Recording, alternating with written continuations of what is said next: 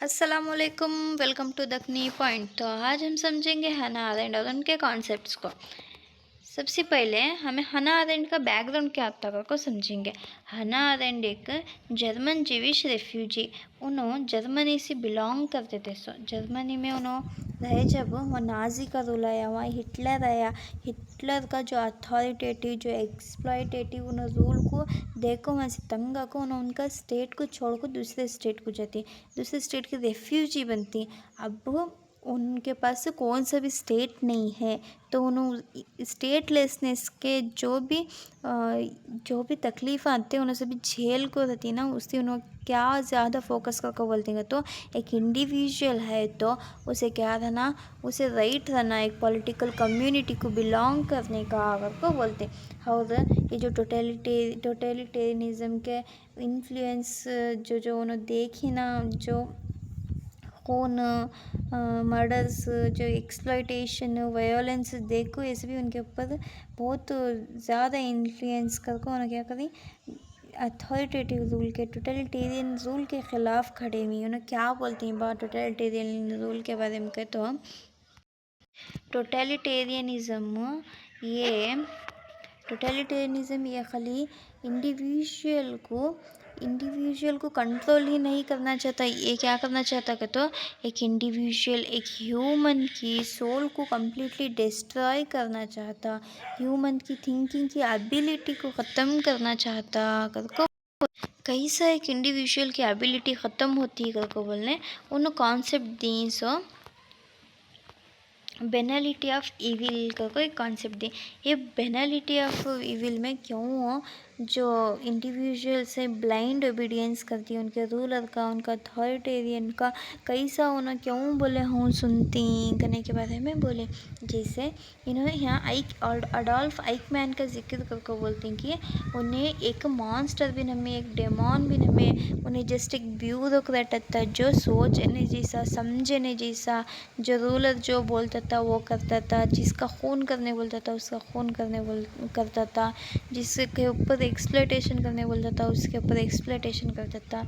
इसके वास्ते उन्हें एक मशीन जैसा हुआ, उन्हें उसके खुद का उन्हें क्या भी दिमाग लगाया नहीं, सोचा नहीं, समझा नहीं, क्या भी देखे नहीं, जैसा चुप क्या बोले वो अंधे होकर दौलत क्या बोले वो काम करने का। ये चीज़ बेनालिटी ऑफ इविल इतना समझ में आएगा को समझिए। नेक्स्ट उन्होंने पावर का कॉन्सेप्ट देते।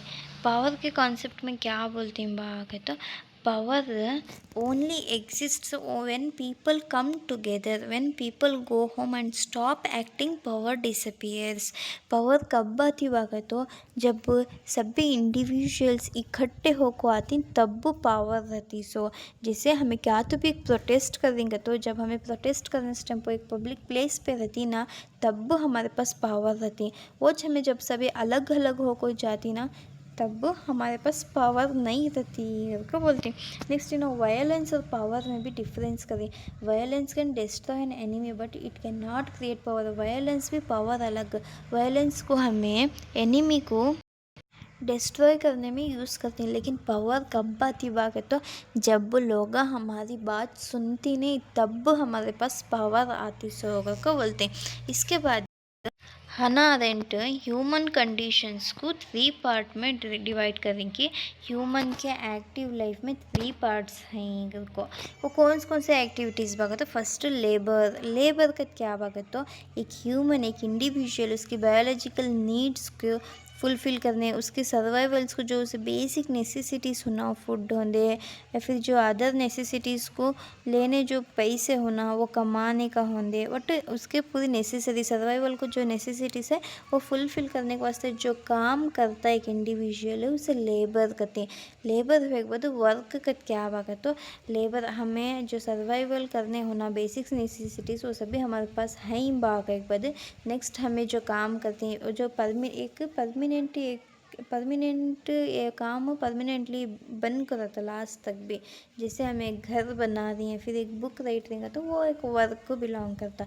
नेक्स्ट एक्शन का तो क्या बात है तो एक्शन का तो ये हमारा फ्रीडम हमें फ्री रहे, जब हमें कौन करने का पब्लिक प्लेसेस में बताते हैं। सो कही सकता हमारे बिहेवियर के ज़रिए, हमारे थॉट के ज़रिए, हमारे स्पीकिंग के ज़रिए हमें बताते नहीं, इसे हमें एक्शन करके बोलते हैं। सो को हैना अरेंट बोली। तो ये वीडियो में हमें हैना अरेंट के बारे में बहुत आसानी से समझे। और ये वीडियो के साथ में हमारे वेस्टर्न पॉलिटिकल थॉट्स की सीरीज़ भी कंप्लीट होती। अब तक हमें जितने भी वेस्टर्न पॉलिटिकल थिंकर्स हैं, हमारे एग्ज़ाम पॉइंट ऑफ व्यू से जितने भी इम्पोर्टेंट थिंकर्स हैं, मैं सबको भी उनको कवर कर रही हूँ। जैसा अब ये वीडियो में तुम्हें हन्ना अरेंट को समझे ऐसी ची लैंग्वेज में, ऐसे आसानी से तमाम थिंकर्स को एक्सप्लेन कर कही हूँ। तुम्हें नहीं देखे तो वीडियोज़ को देखो और लाइक करो। तुम्हें कितना ज़्यादा लाइक करती हैं, शेयर करती नहीं, उतना मुझे एक होप क्रिएट होती कि अब भी ऐसे वीडियोस बनाना कि तो ये यूज़फुल है, इससे तुमने मदद मिल रही को मुझे मालूम होता।